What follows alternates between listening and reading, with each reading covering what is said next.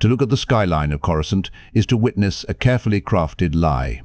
Every gleaming spire, every sunlit public plaza, every open promenade where senators and Jedi walk speaks to a manufactured narrative. The Old Republic is a realm of universal prosperity, equal justice, and shared galactic progress.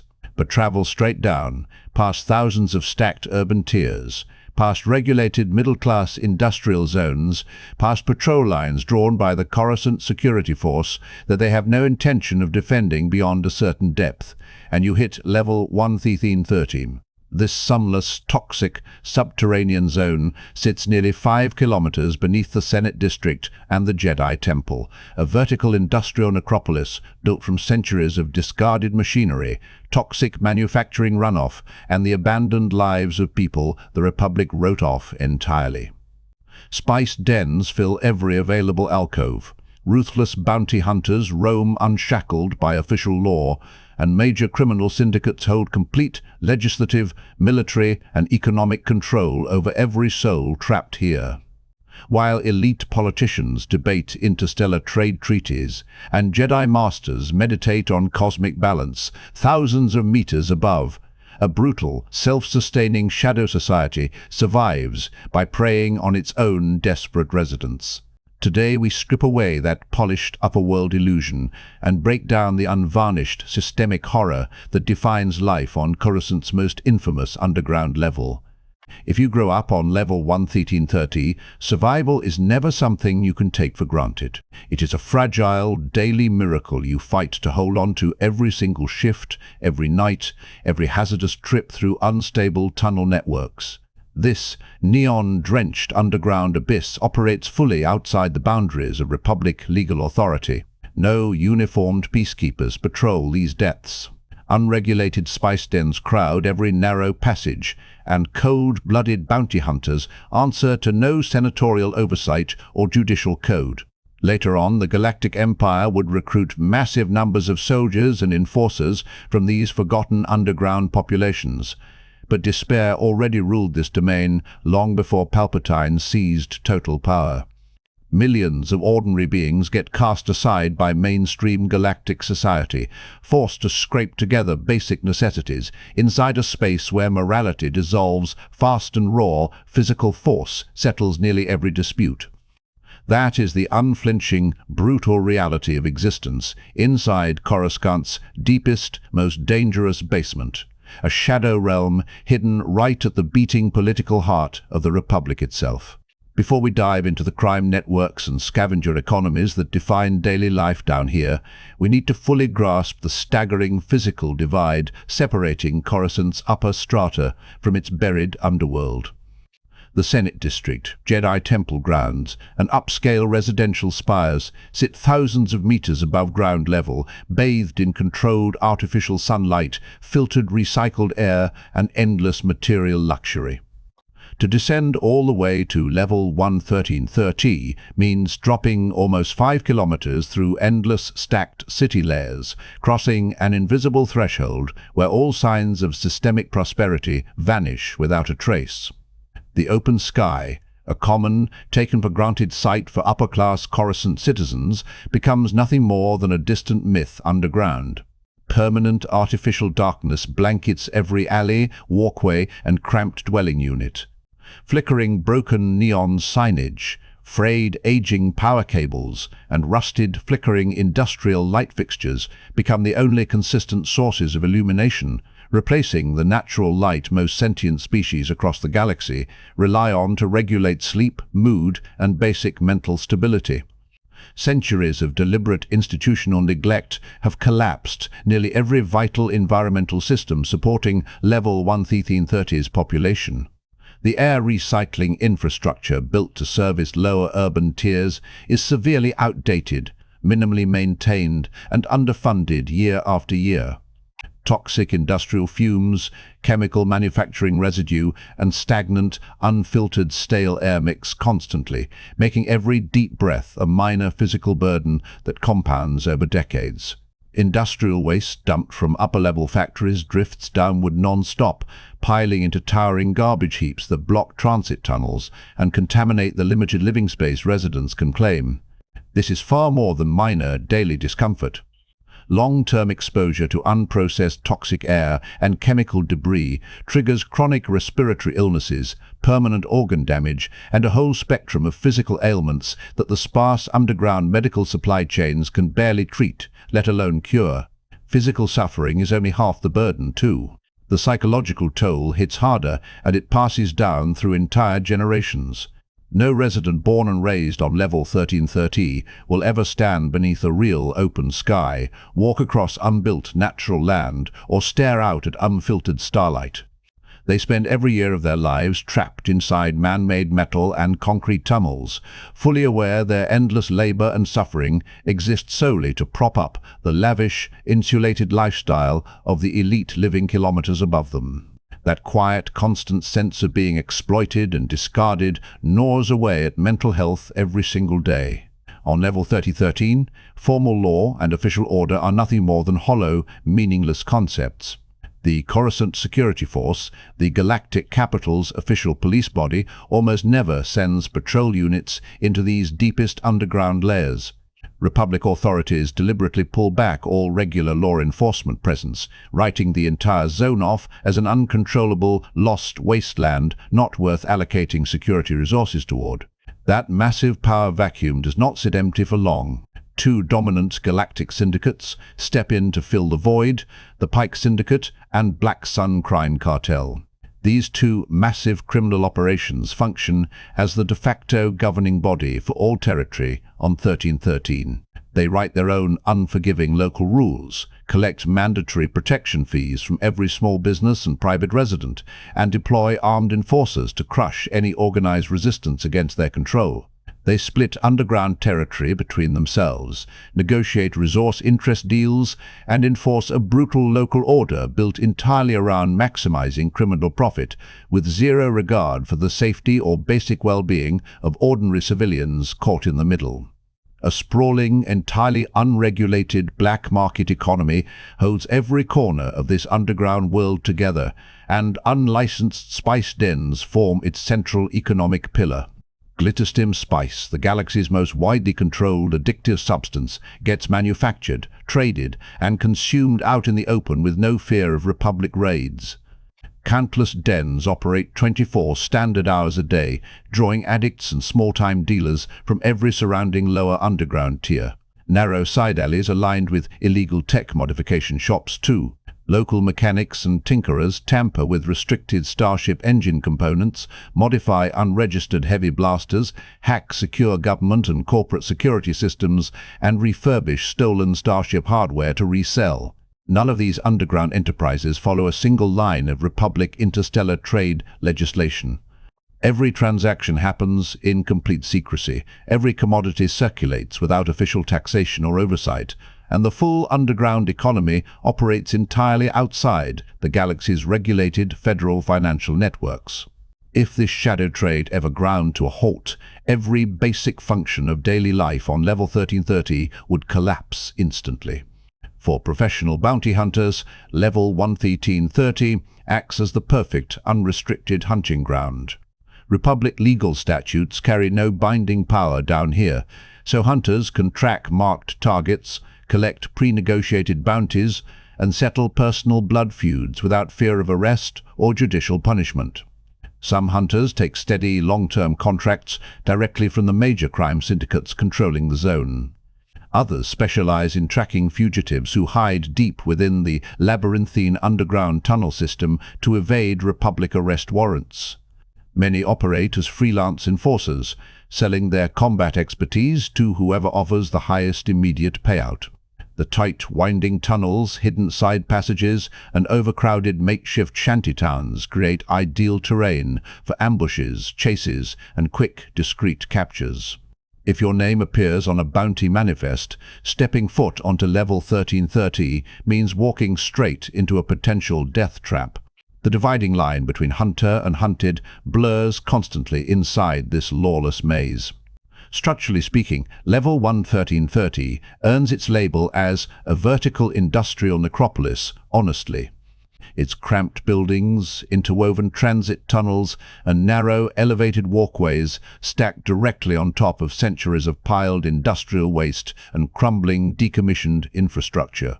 Layer upon layer of abandoned factory halls, cracked chemical pipelines, and collapsed support platforms pile upward and downward, forming an unstable structural framework that risks catastrophic collapse at any moment.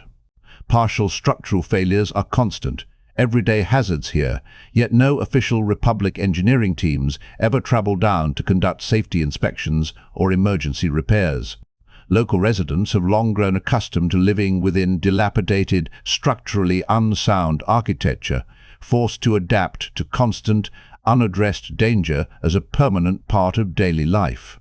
This brutal, resource-starved environment birthed a distinct scavenger culture that serves as the primary survival mechanism for most ordinary civilians living on 1313. Debris from derelict starships, ancient heavy manufacturing machinery, and discarded industrial equipment drifts downward non-stop from higher underground tiers. Local residents make their living stripping usable spare parts, salvageable scrap metal, and functional mechanical components out of that wreckage. Some recovered materials get kept for personal household use. The rest trades to black market storefronts in exchange for minimal supplies, edible rations, filtered drinking water, basic medical dressings, and small repair tools. Scavenging is never a voluntary career choice for most people born here. It is the only viable method to put any form of food on the table. Every fresh fall of industrial debris brings two simultaneous outcomes: severe structural risk and a fleeting chance to scrape together enough resources to survive another standard day. The shadowy tunnels and toxic waste piles scattered all across level 1330 have also spawned feral predatory creatures and deadly unregulated biohazards, all evolved specifically to endure the harsh underground living conditions. Mutated small beasts, opportunistic scavenger wildlife, and venomous underground pests lurk inside every shadowed corner.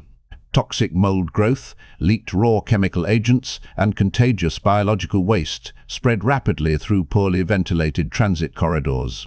Every narrow alley, every forgotten storage niche, every collapsed service tunnel can turn into an unexpected, lethal trap.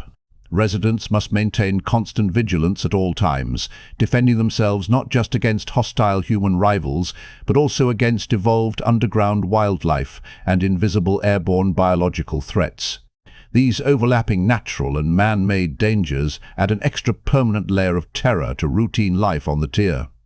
One of the most tragic, overlooked truths surrounding Coruscant's underworld is the deliberate, calculated neglect coming straight from the Jedi Order and the Galactic Senate itself. The Jedi Order devotes its entire existence to safeguarding galactic peace and protecting innocent, sentient life across every star system. Even so, they choose to intentionally look away from the massive unfolding humanitarian crisis sitting directly beneath their temple's foundations. The Senate, the single governing body controlling the entire Republic, also elects to ignore the widespread suffering of lower-tier underground residents. Every senator knows full well about the systemic poverty, rampant violent crime, and untreated disease plaguing level 1330. Even with complete knowledge of the crisis, they classify these underground populations as unworthy of federal investment, relief funding, or public support services. Every resource allocation, every welfare program, every public service initiative funnels funding exclusively toward the wealthy elite districts thousands of meters above ground, leaving the buried underground tiers to fend for themselves indefinitely. Generations of long-term abandonment breed deep-seated resentment and widespread anti-establishment sentiment among underground residents. The people living on level 1330 no longer view the Republic as a protective governing authority. To them, the Republic and its insulated elite class function solely as parasitic oppressors who leech their labor and feed off their endless suffering. Multiple generations of exploitation and total disregard twist ordinary working citizens fully against the established galactic political order. Anger and disillusionment spread quickly through every tunnel network. As public trust in senatorial institutions and Jedi leadership crumbles completely, these forgotten underground levels become fertile breeding ground for radical political ideologies and emerging rebel resistance forces. When the Galactic Empire eventually rises to power, its recruitment teams find countless willing followers down here in minutes.